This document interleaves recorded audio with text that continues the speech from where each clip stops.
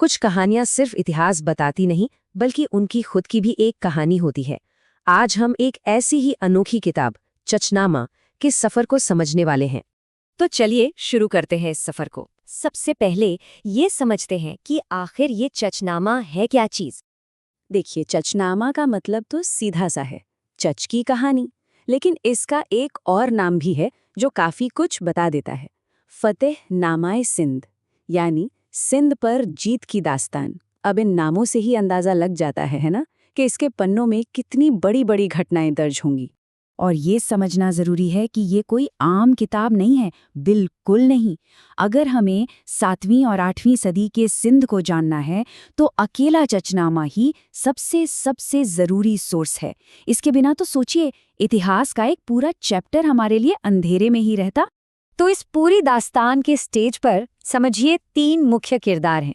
पहले तो राजा चच, जिनके नाम पर ही ये किताब है। फिर आते हैं उनके बेटे दाहिर, जिन्होंने अपने इलाके को बचाने के लिए जंग लड़ी। और तीसरे हैं उमैयद जनरल मोहम्मद बिन कासिम, जिनकी फौज एक नए दौर की शुरुआत करती है। लेकिन अब कहानी एक बहुत ही दिलचस्प मोड़ लेती है। चलिए वक्त में एक लंबी छलांग लगाते हैं, पूरे 500 साल आगे, ये देखने के लिए कि 8वीं सदी की ये कहानी आखिर इतिहास में गुम होने से बची कैसे। जरा इस 500 साल के गैप के बारे में सोचिए। मतलब जिन घटनाओं की बात हो रही है, उनके होने और उन्हें फारसी में लिखे जाने के बीच पूरी 5 सदियां निकल गईं। ये अपने आप में एक बहुत बड़ा सवाल खड़ा करता है कि भाई इतने सालों तक ये कहानी थी कहाँ।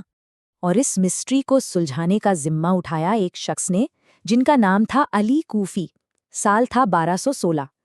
वो अपने गोद लिए हुए वतन यानी सिंध की असली कहानी को समझना चाहते थे। उनके लिए ये सिर्फ एक रिसर्च प्रोजेक्ट नहीं था, ये एक पर्सनल मिशन बन गया था। और कूफी की ये खोज उन्हें ले गई एक पुराने किले की दीवारों के अंदर, जहां उन्हें एक ऐसा खजाना हाथ लगा जिसकी शायद किसी ने कल्पना भी नहीं की होगी। तो उनका सफर उन्हें भक्कर के किले तक ले आया। वहां उनकी मुलाकात हुई एक बहुत ही बड़े विद्वान काजी इस्माइल बिन अली से। और उन्हीं काजी साहब के पर्सनल कलेक्शन में कूफी को आखिरकार वो चीज़ मिल ही गई जिसे वो ढूंढ रहे थे, सदियों पुरानी एक अरबी पांडुलिपि। जब कूफी ने उस पांडुलिपि को पढ़ा ना, तो वो हैरान रह गए। उन्होंने खुद लिखा कि ये ज्ञान के रत्नों से सजाई हुई और नैतिकता के मोतियों से सवारी हुई थी। मतलब साफ था, ये सिर्फ तारीखों और घटनाओं की लिस्ट नहीं थी, इसमें कुछ बहुत गहरा था। तो पांडुलिपि मिल तो गई, लेकिन उसे ढूंढ लेना एक बात थी, और उसके ज्ञान को लोगों तक पहुंचाना, वो एक बिल्कुल अलग ही चैलेंज था। तो सवाल ये उठता है कि अगर ये किताब इतनी अनमोल थी, तो फिर 13वीं सदी तक ये एक गुमनाम सी क्यों पड़ी रही?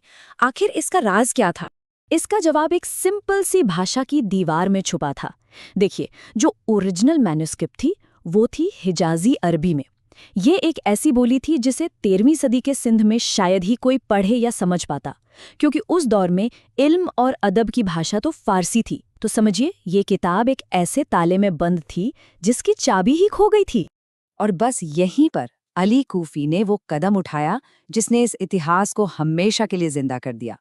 उन्होंने फैसला किया कि वो इस भाषा की दीवार को तोड़ेंगे, इस पूरी किताब को फारसी में अनुवाद करेंगे ताकि इसका ज्ञान सब तक पहुंच सके।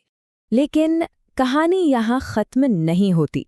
असल में यहाँ से एक और ज़रूरी पहलू सामने आता है, एक ऐसी बात जो हमें इस इतिहास के स्वभाव के बारे में कुछ बहुत महत्वपूर्ण बताती है। देखिए, जब भी हम कोई ऐतिहासिक दस्तावेज पढ़ते हैं तो ये जानना बहुत ज़रूरी हो जाता है कि उसे लिखा किसने है। और चचनामा के केस में ये जानकारी बहुत ही ज़्यादा मायने रखती है। और जब हम इसकी यात्रा को देखते हैं तो एक पैटर्न दिखता है। काजी इस्माइल, जिनके खानदान ने इस पांडुलिपि को संभाल कर रखा था, और खुद अली कूफी, जिन्होंने इसको अनुवाद किया, ये दोनों ही उन्हीं अरब कबीलों से ताल्लुक रखते थे जिन्होंने सिंध को जीता था।